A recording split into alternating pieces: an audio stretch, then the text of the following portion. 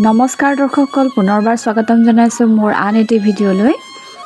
আজিৰ ভিডিঅ'টিত মই উজনি অসম গোলাঘাটৰ ফালে আমাৰ আহোম সম্প্ৰদায়ৰ লোকসকলেনো কেনেদৰে মৃতকৰ আদ্য শ্ৰাদ্ধ তথা মৎস্যস্পৰ্শৰ আয়োজন কৰে তাকে মই আপোনালোকক দেখুৱাবলৈ চেষ্টা কৰিম।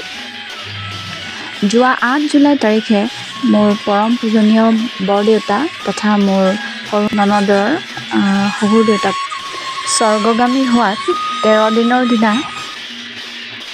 আয়োজন কৰা হৈছিল আদ্য শ্ৰাদ্ধ আৰু 14 নম্বৰ দিনাখনেই আয়োজন কৰা হৈছিল মৎস্যস্পৰ্শ। আজিৰ ভিডিঅ'টিত মই আদ্য শ্ৰাদ্ধৰ দিনানো কি কৰা হয় তাকে দেখুৱাব লৈছোঁ। আদ্য শ্ৰাদ্ধৰ দিনা ৰাতিপুৱাই বামুণৰ দ্বাৰা গোটেই নীতি নিয়মখিনি কৰাৰ পাছত ভকতসকলে নাম প্ৰসংগ কৰে, কীৰ্তন পাঠ কৰে আৰু তাৰ পাছতে খুলীয়া গায়ন তথা মৃদঙীয়া গায়নৰ প্ৰদৰ্শন কৰে।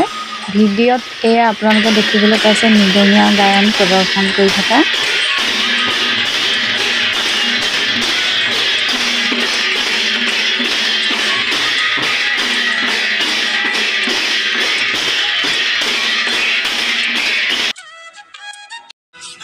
গায়ন বায়ন শেষ হোৱাৰ পাছতে ভকতসকলে প্ৰসাদ তথা জলপান গ্ৰহণ কৰে আৰু তাৰপিছত ভকত বিদায় দিয়া হয়।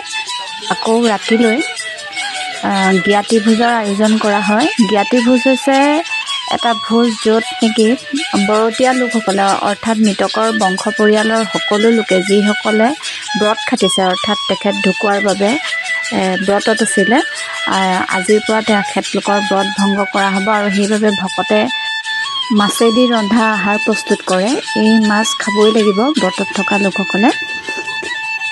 এয়া তেখেতলোকলৈ ৰান্ধিছে।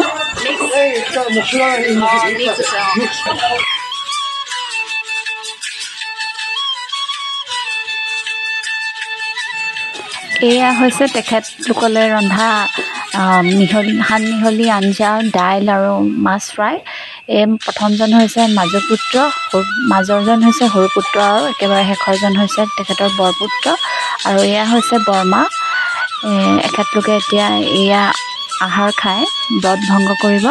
তাৰপিছতে তেওঁলোকে গা পা ধুই আকৌ নামত বহিব।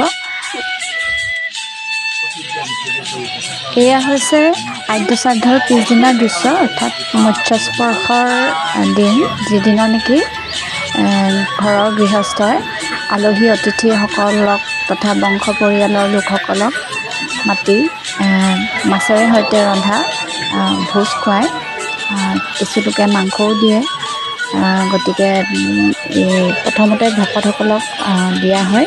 ভকতসকলে খাই বৈ আজৰি হোৱাৰ পাছত আৰু গোটেই দিনটো আলহী অতিথিসকলক অভ্যৰ্থনা কৰা হয়।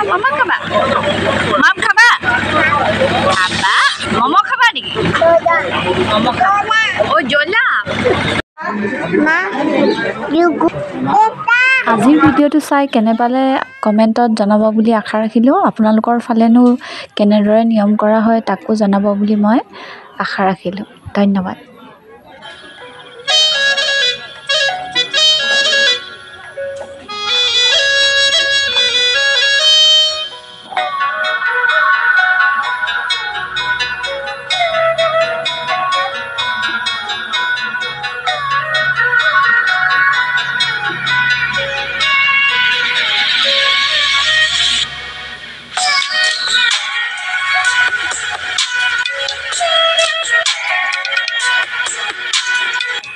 শেষত সকামৰ স্মৃতিস্বৰূপে দুকপিমান ফটো উঠিলোঁ মোৰ বান্ধৱী আৰু মোৰ মাৰ সৈতে। আৰু এয়া ফটোত দেখিছে মোৰ দুজনী ভণ্টি, বাওঁফালৰজনী মোৰ ভণ্টি, সোঁফালৰজনী হৈছে এখেতৰ সৰু ভণ্টি। আৰু এই কপি ফটোত আছে বাওঁফালৰ মোৰ বান্ধৱী পলি, মাজত মা আৰু সোঁফালে মোৰ ভণ্টি। আৰু এইদৰে আমি তিনিজনীও উঠিলোঁ ফটো। আজিৰ দিনটো এইদৰে পাৰ কৰিলোঁ। ভিডিঅ'টি চাই কেনে পালে আপোনালোকে জনাব। ধন্যবাদ মোৰ ভিডিঅ'টো চোৱাৰ বাবে।